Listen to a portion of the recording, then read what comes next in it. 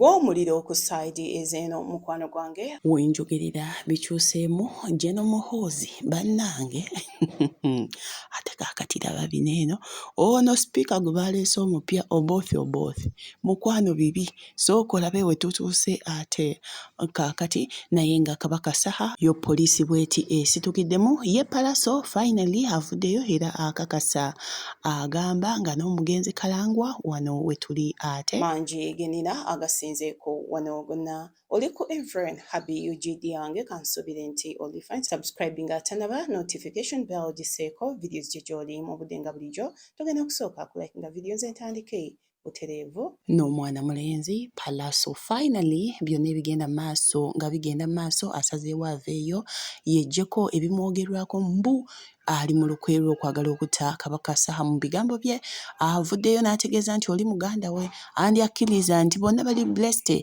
talaba reason as to why abeera ayagala okubeera nga amugjawo era nga ye akakasa agamba si yali emabega okubeera nga munanga alumbibwa abo abagambibwa okubeera nga baagala okubeera nga bamutta munange yakakasa agamba nti oli ayagala kubeera nga amuzza wansi naye nga sinnamukuwa Sheikh Ashraf alombadde omukubireko ennamba ku screen wedi obeere nga omanya ebisinga gwali ewala genda kubeera ng'osindika kifaananyi kyokka naawe ali ebweru akukolako na kifaananyi mukubire omanye ebisinga ntandise ne palaso agamba tugende nako tetunyumyanga nako but the fact remains I don't have an issue. I have never attacked you. Like when? Where? Abantu bazze ku internet babagamba mulete evidence tewali evidence serious as I watch you guys destroy my name and destroy my brand that I have built through the storm, through the weather, over the years mumuchifula changu, you know, like you guys make it seem like propaganda just because you have failed to control me, so you want to change how people see me. So no bukira kulinya lyange kubola baliri fragile, you know, every time. But brother, ngabwe nali nkulumbye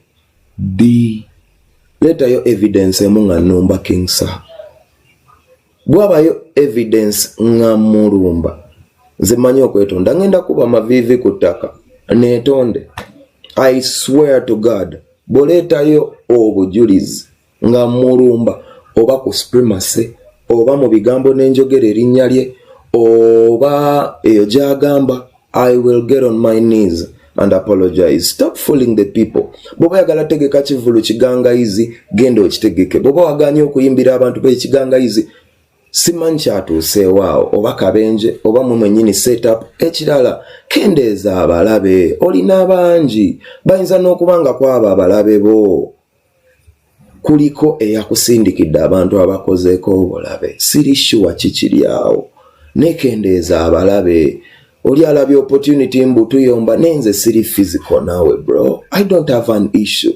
Boba atuuse ekigangayizi n'osalawo obutayimbira abantu gwe n'okyesalirawo nga gwe n'ogamba nti nja kubaddira ebyange bayimbire ku 50 nga that was the motive. That's okay. Netoyina kutrampolingira ku linnya lyange kuddayo kuyimba kigangayizi era abantu b'ekigangayizi mwenna abaagala okuddayo mumuwagire mugende mumuwagire netokozesa linnya lyange. Your music is enough. You don't need to destroy me to live. You are creating. Ne mukoze ne party mu celebratinga mukulika mugenze ne kigangayizi muzeemu mukozesa sympathy card eyo mutegeseyo the return oluvannyuma lw'okusasamaza abantu damage emotoka maybe gye mwekozeko ya $5,000,000 muzeeyo munone 7 after hype mukono n'erinnya ly'omuntu. So this is where I'm confused. I am not a person anyumirwa chaos. I don't want to be a part of it, especially with my brother. Sikulinako obuzibu bwe oyagala kiwulira obeereyo palasa njagazaaki palasa ayagala kunzita nga lwaki nkutta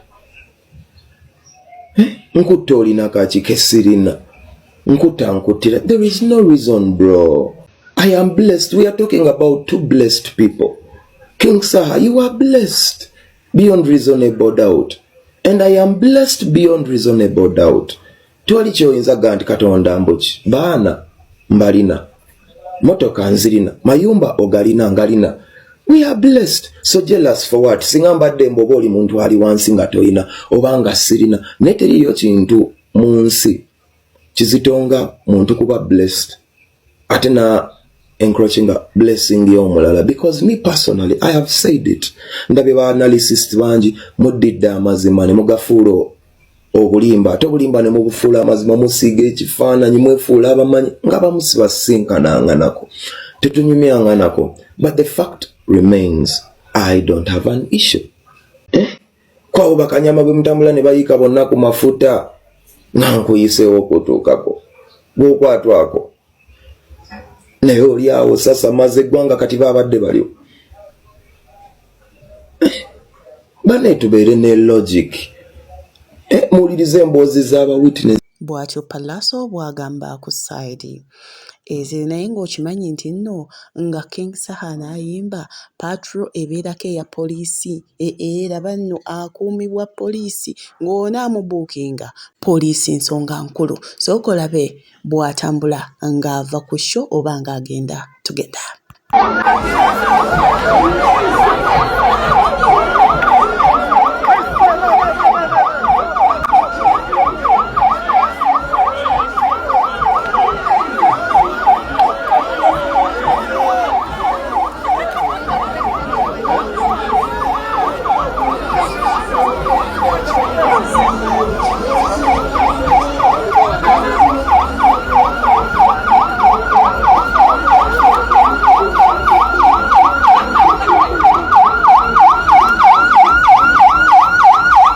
Nkogambye ebintu byafuuse biralamu anti munnange obulamu bwe buli matigga era nga labiddwako mu maka ge. Bali eno bafumba kijjulo tulabyeko n'omukulu aligaweesa nga mukyalidde. Sooka olabe ebigenze maaso katene tugenda. Kulika gannanfuusi kulika gannakigwanyizi kulika nga togiridde obadde osazeewo enegwe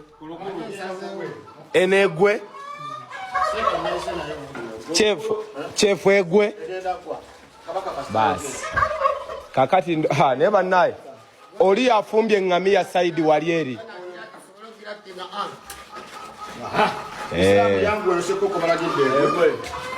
musiraamu Ssekoko kabaka agambye egwe webale nnyo yeetaaga kwokya bakoze batya emotoka eri ku poliisi naye atambula ne wabapanga kuba nyumba yange era jakwekanga nina wensula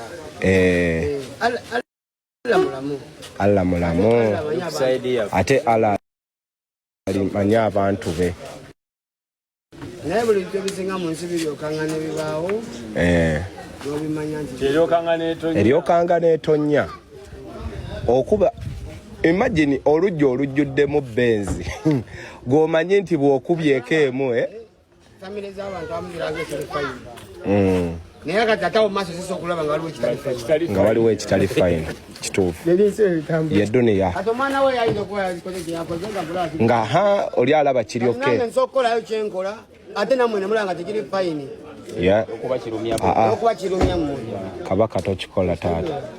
So nze wenwana ne ŋŋamba ku lw'obulungi bw'abantu baffe n'abaana baffe nze kansaalimu kabaka ensi sebo ensi tekwagala awo taata. Ono gwe bayita baseboy gwe kasitoba ng'oli kwaba abaana bakubye emmotoka yange nga babaddeko ku bapangise wandibadde ng'abazze jjo neweeforwadi nga tugenda kufuna mirerembe naye kasita nze nkwesangira nga wali ku mmotoka yange ng'eggwawo nkulayiraga nnyabo nga bwe wakwata ensuulu wengende gikwata nga wakwata ejjinja wengende gikwata nga bakupangisa batya ogenda omalawo obulamu bw'omuntu ogwo mulimu kika ki waguyigadde gufuna gutya ye roosi yago Manyi bulungi. yange njina wano. Naye the search is namaze weka mumpita mmere naye mumbuuza gavumenti yammwe abantu kengi twabagamba nti bw'oba mmere oli kakupaganya bwe tosobola kkalya nga tokanywereddeko mazzi. njahima wota nene boto yahima Ani? wota Vinga Bannaaye ate oyagadde nnyo abahima n'okamalako bukamazzi. already osanga ndina ompoto ebizibu naliko biranga enkya mateke ebitereza Engeri gye yasinza kusigala eyo nsanyuse nnyo omwoyo gundagaate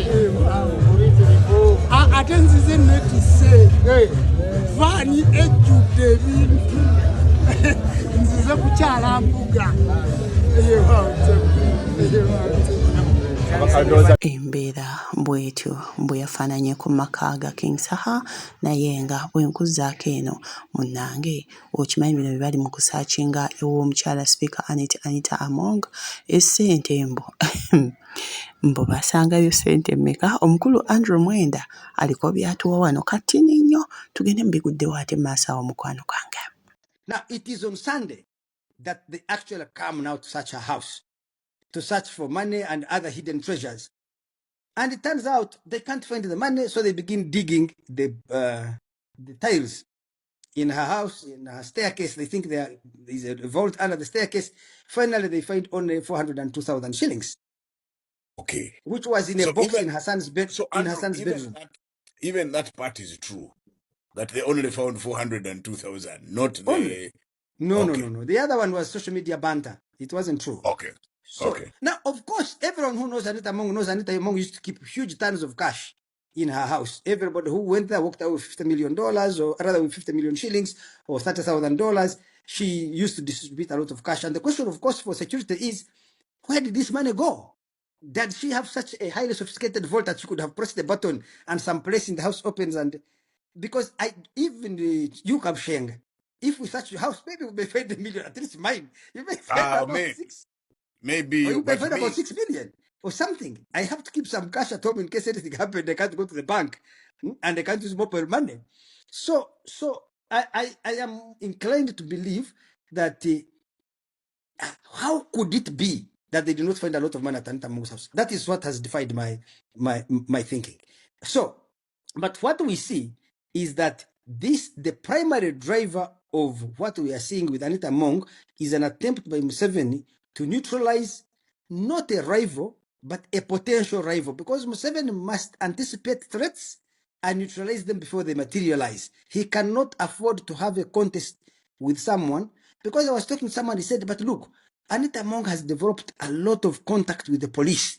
She's the one who chairs the appointments committee that approves the appointments. And who knows if she has not yet started making inroads with soldiers. You may find she has reached out some commanders and she has compromised them and you not know.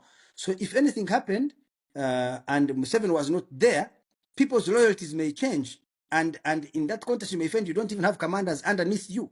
So this is a potential beast that needs to be slain in time before her teeth are ripe enough to act. I think that is the fundamental of what has happened. So, the Bob, I mean, I had read that stuff about the witchcraft and all that. I mean, I just Someone told me and I didn't believe it. I was like, it can't be. Netflix. This is a Nigerian movie on a grand scale, basically. I mean, Nollywood couldn't have scripted this. I wish we had a Desua here. She would be dying. Nkugambye biri ku mitimbagano simanya ttani za ssente simanyanga ebisenge bya ssente mukwano essente ze baasanga mu nnyumba owulire Andrew Mwenda bw'atutegeeza ku nsonga eyo. Gamba otya genda maaso mu comment section obeeko ky'otugamba singa obeera okiina wabula bwe nsooka ne nkwisaako ew'omugenzi wano katini tugenda genda mu biguddewo ate maaso awo mukwano gwange omwana wano kati nirenkwe yekolera nina omusajja w'e Kayunga mpadde sitoole ku nfa ya Kalangwa ne nzikiriza nti eddogo gye liri era batabani ne bawala ba Kalangwa mulekeraawo okunenengana n'emiyaayo ku social media nti gyasanyukidde n'okuvoola kitammwe ng'afudde. Mwetambulireko. Ekyatutte kitammwe kisobola okujja gye muli. Bwe weetegereza sitoole zonna nkimanyi muzimanyi bulungi. Musajja okuva lwe yafunye akisidenti, ambulance okufa, booda okuggwamu amafuta, ambulance bagitutte ku mafuta okugateekamu mashini neefa, eba yakatambulako wano na wali neebuza omuliro. Sitoole n'ebirala bingi nkimanyi bubimanyi. Obudde bwe mumala wano nga muli ku misaswangule gya Nuupu, ebivubuka ebyasiiwuuka empisa, ebivubuka ebitemu, ebisezi, munoonye abasawo Abaganda, mugende ku basajja ba Katonda, mwetambulireko. Kyonna ekibagoba si muntu, mbabuulira. Sitole kimanyi omulimu wano n'abazinyumya abazimanyi.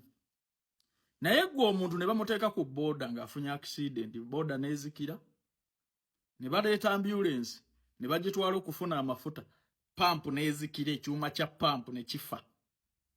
Awo baba bakasimattukawo, ne bagenda ewala amafuta ne bagateeka mu ambulance. Ambulance n'efa omuliro ng'egendera mu speed 2. Kale awo baba bakafubutukawo. Ne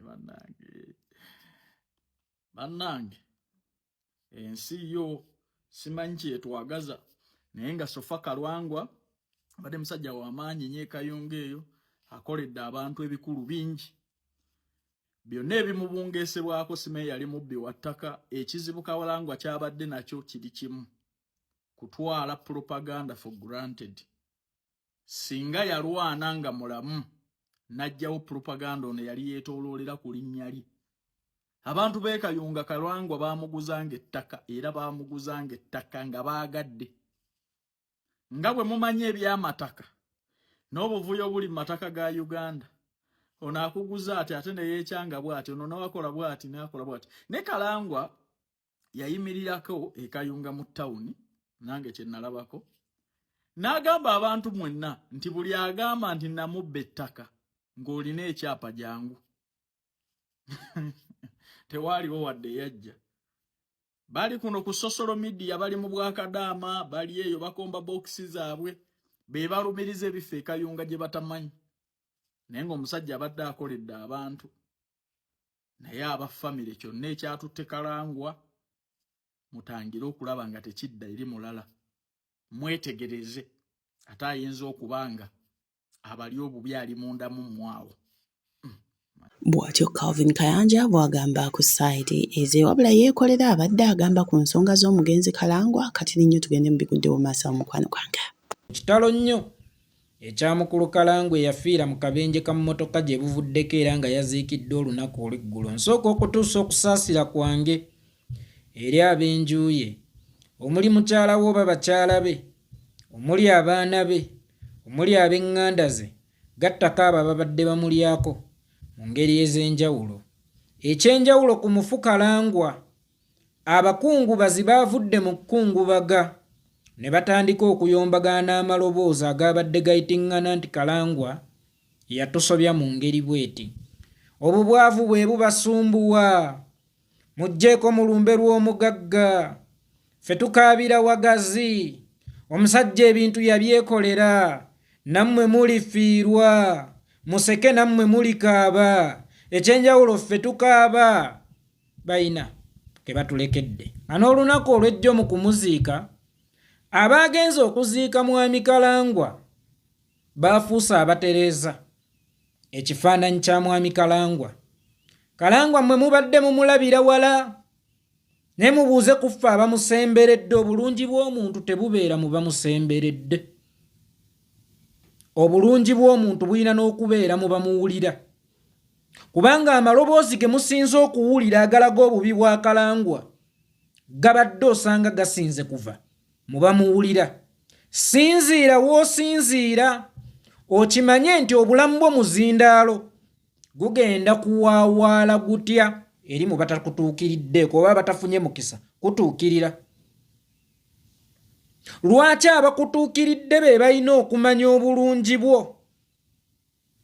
Lwaki abakuli ewala tebalina kumanya bulungi bwo okusinziira ku ngeri omuzindaalo gwo gye guwaawaalamu. Bwe tugenda okuziika abafu tuba tugenze kujaguza legase zaabwe, so si kufuuka ababawolereza. Omufu ekimuwolereza bibeera bikolwa bye byabeera alese emabega. Sigamba nti mwami Kalangwa mubi kubanga nze sifunangako mukisa gumutuukirirako nga bwe mwagaye nti abamutuukirira be bamanyi obulungi bwe, naye okusinziira ku maloboozi agabadde gafubutuka ekayunga awo n'agava mu banne bennyini bwe bambala akasaati ka yero gabadde gooleka obubi bwa mwami Kalangwa oba obukambwe obwa mwami Kalangwa. Tereeza ebyafaayo byo ng'okyayina peeni. Peeni kyeki? Bwe bulamu. Otherwise omubiri gw'omufu tegusobola kutereeza byafaayo byagwo. Bw'atyo yeekolera bw'agamba ku sayidi ezeeyo munnange bino eno Gen Muhoozi bye yatandika era n'abatugamba nti omukulu oboth mbu yagenda okuddira sipiika Anita mu bigere era n'akikonfaminga bulijjo. Mukwano kye batamukoze eno nga byebiki kuki eddewa mpiero yo byebiki mukwano omukulu Odoi alangiridde n'ategeeza public oba n'ategeeza ba member of parliament nti mukwano alina interest leeta ebikola kubanga bannange ebyo bya Muhoozi tabi wulira bino tugende ye bannange. The party is now talking.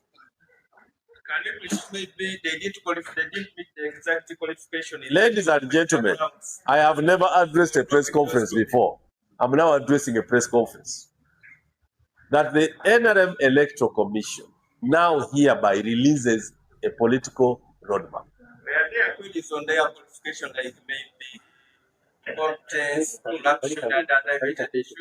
We have not had any candidates because we are not called for expression of interest.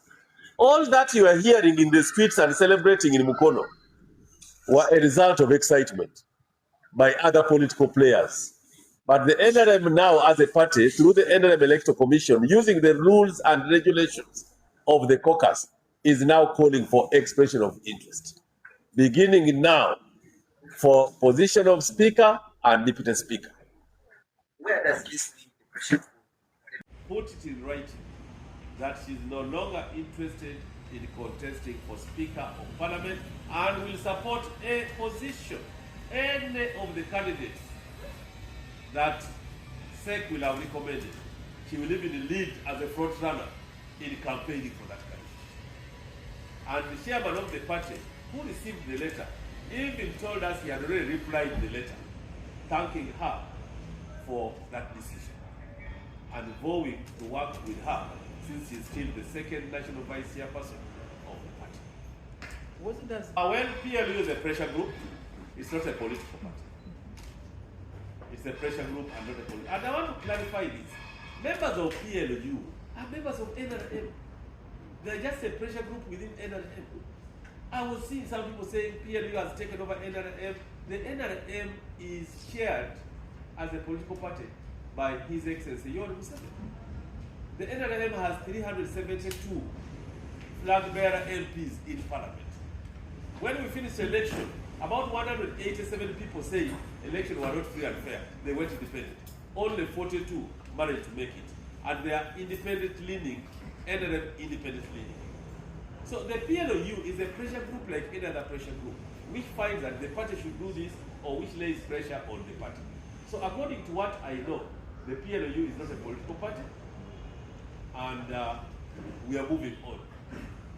No candidate is allowed to campaign. No candidate is allowed to bribe voters. No candidate is allowed to even connect a meeting of NRM MPs anywhere. And once we get that candidate, or that aspirant, that is for automatic disqualification. Once we get evidence which we can actually legally defend, that this person has collected people, has given money, has done this, in the space of time we have, that person shall be disqualified. Sebo oba nnyabo kankwanjulire Sheikh Ashraf Dembe ono nga yajja okutereza obulamu bwo gwe ali mu ggwanga Uganda n'ali ebweru w'eggwanga teweeraliikirira gwagenda kuyamba bw'ati ky'oba okola sindika ekifaananyi kyo obulamu bwo bubeerenga buteera ky'olina okukola kuba ennamba eri ku screen awo ennamba eri nonti 7 7